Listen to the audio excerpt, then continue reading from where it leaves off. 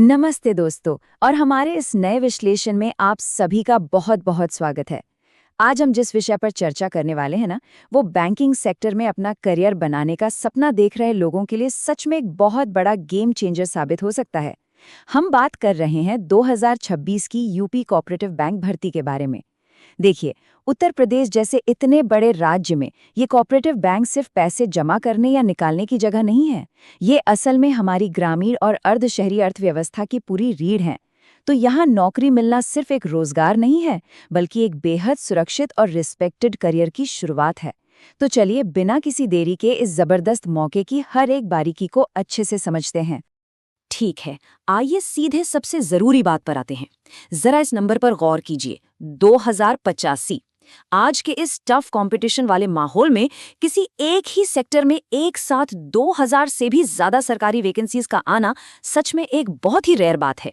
तो इसे सिर्फ एक नंबर मत समझिए, ये 2085 परिवारों के लिए एक सरकारी नौकरी और एक स्टेबल फ्यूचर हासिल करने का एक सुनहरा मौका है। अब जाहिर है, जब भर्ती इतनी बड़ी है तो कंपटीशन भी तगड़ा होगा, लेकिन अगर हमारी स्ट्रैटेजी सही है तो इस मौके का पूरा फायदा उठाया जा सकता है। आज के इस एक्सप्लेनर में हम किन किन चीजों पर बात करेंगे, जल्दी से वो देख लेते हैं। हम इस बड़े अवसर को समझेंगे, इन 2085 पदों का पूरा ब्रेकडाउन देखेंगे।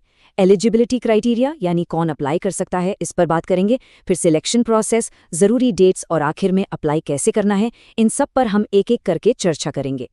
तो चलिए अपनी पहली चर्चा से शुरू करते हैं, एक बड़ा बैंकिंग अवसर।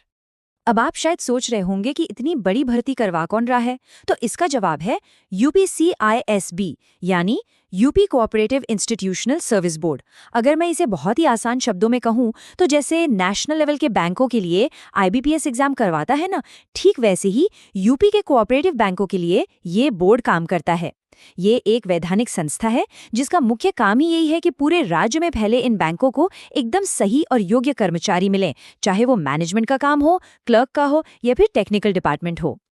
आगे बढ़ते हैं, 2085 रिक्तियों का विस्तृत विवरण। अब जरा इस डेटा को देखिए।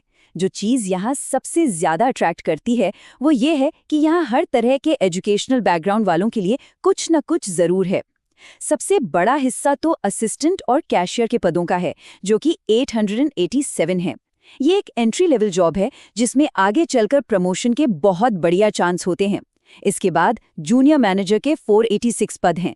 लेकिन जो बात मुझे सबसे दिलचस्प लगी वो है सिविल और इलेक्ट्रिकल इंजीनियर्स के लिए 250 से ज्यादा पदों का होना। इंजीनियरिंग वालों के लिए सीधे बैंकिंग सेक्टर में घुसने का ये समझ लीजिए एक गोल्डन टिकट है, क्योंकि नॉर्मली बैंक जॉब्स में उनके लिए इस तरह अलग से जगह नहीं होती। इसके अलावा स्टेनो, क्लर्क और अकाउंटेंट की भी काफी अच्छी वैकेंसीज हैं। अब आते हैं हमारे तीसरे पॉइंट पर, कौन पात्र है। तो सबसे बड़ा सवाल, इसके लिए अप्लाई कौन कर सकता है। देखिए, बेसिक लेवल पर आपके पास पोस्ट के हिसाब से ग्रेजुएशन, पोस्ट ग्रेजुएशन या डिप्लोमा होना ही चाहिए। और हाँ, अगर आपके पास कॉमर्स, मैनेजमेंट या इंजीनियरिंग की डिग्री है तो आपको थोड़ा एक्स्ट्रा फायदा जरूर मिलेगा। लेकिन यहाँ एक बहुत बड़ा कैच है जिसे बिल्कुल मिस मत कीजिएगा। कई पोस्ट के लिए सीसीसी या ओ लेवल सर्टिफिकेट एकदम कंपल्सरी है। कई बार स्टूडेंट्स सिर्फ अपनी डिग्री पर फोकस करते हैं और कंप्यूटर सर्टिफिकेट ना होने की वजह से डिस्क्वालीफाई हो जाते हैं। और जो लोग क्लेरिकल जॉब्स के लिए देख रहे हैं, उन्हें टाइपिंग और स्टेनोग्राफी की स्पीड तो मेंटेन करनी ही होगी। और अब बात करते हैं एज लिमिट की। और सच कहूं तो ये हिस्सा बहुत लोगों के लिए एक बड़ी राहत लेकर आया है।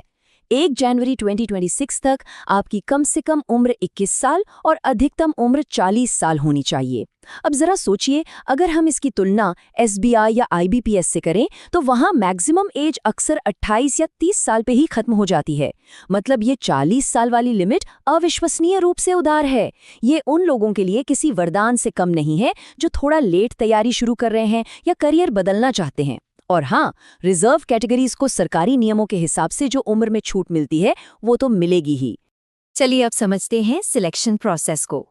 एक बैंकर बनने के सफर में आपको मेनली 4 स्टेजेस से गुजरना होगा। सबसे पहले होगी आपकी रिटन एग्जाम यानी लिखित परीक्षा।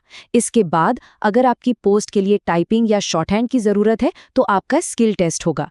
तीसरा और बहुत ही क्रूशियल स्टेप है डॉक्यूमेंट वेरिफिकेशन। यहीं पर लोग सबसे बड़ी गलती करते हैं। पता है, आपके आधार कार्ड और डिग्री में अगर नाम की एक छोटी सी स्पेलिंग मिस्टेक भी है ना, तो आपकी सारी मेहनत पानी में जा सकती है।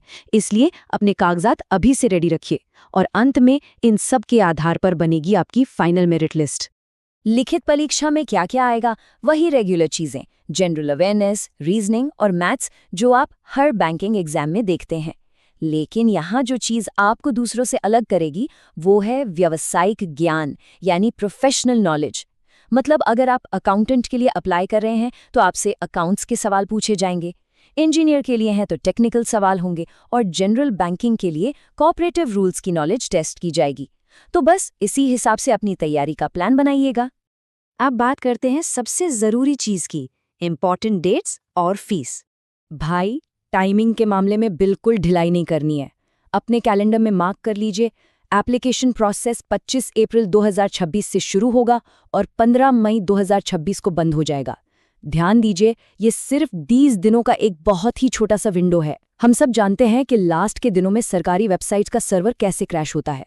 तो मेरी मानिए, 14 या 15 मई का इंतजार करना बहुत भारी पड़ सकता है। फॉर्म खुलते ही शुरुआत के कुछ दिनों में इसे भरकर खत्म कीजिए।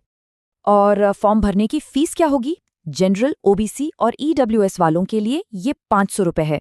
एससी कैंडिडेट्स के लिए 250 रुपये, और जो फिजिकली हैंडीकैप्ड उम्मीदवार हैं उनके लिए पूरी तरह से फ्री है। पेमेंट पूरा ऑनलाइन होगा, तो अपना डेबिट कार्ड या नेट बैंकिंग पहले से रेडी रखिएगा।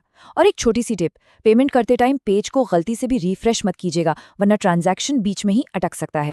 फाइनली बात करते हैं कि आवेदन कैसे करें। देखिए, अप्लाई करने के लिए आपको ऑफिशियल वेबसाइट upcisb.upsdc.gov.in पर जाना है। लेकिन फॉर्म खोलने से पहले मेरा एक पर्सनल सजेशन है, अपने कंप्यूटर के डेस्कटॉप पर एक फोल्डर बना लीजिए। उसमें अपनी फोटो, साइन और सारे सर्टिफिकेट्स पहले से ही सही KB साइज में सेट करके रख लीजिए। इससे क्या होगा ना कि फॉर्म भरते टाइम आपका सेशन टाइम आउट नहीं होगा। बस फिर अपना रजिस्ट्रेशन करिए, डॉक्यूमेंट्स अपलोड करिए, फीस भरिए, और हाँ, सबसे ज़रूरी, कंफर्मेशन के लिए उस फॉर्म का एक प्रिंट आउट निकालकर अपने पास सेफ रख लीजिए।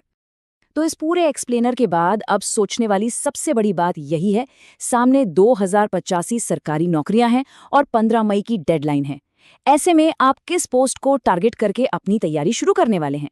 याद रखिए, सही पोस्ट चुनना ही आपकी आधी जीत है।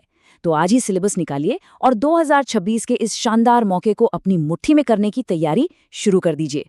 बाकी किसी भी तरह के डाउट और सारे ऑफिशियल दिशा निर्देशों के लिए ओरिजिनल नोटिफिकेशन पढ़ना सबसे अच्छा रहता है। The full notification link is available in the description.